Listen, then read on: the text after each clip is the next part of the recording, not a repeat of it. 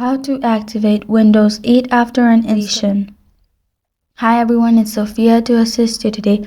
Without any delay, let's jump right in. First, open Run on your device by searching on search bar. In Run, type SLUI. Make sure S is capital.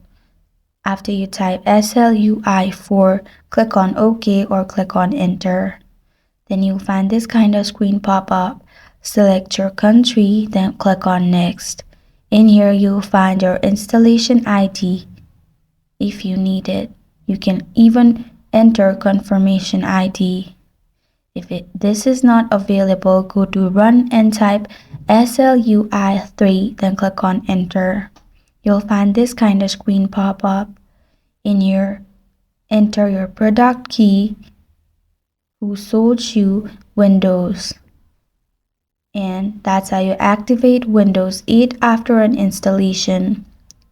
Thank you for joining me today. If this video helps you out, please leave a like and subscribe for more. Got a question or want to suggest a topic? Comment below. I am Sophia signing off until next time. First, open Run on your device by searching on search bar. In Run, type SLUI.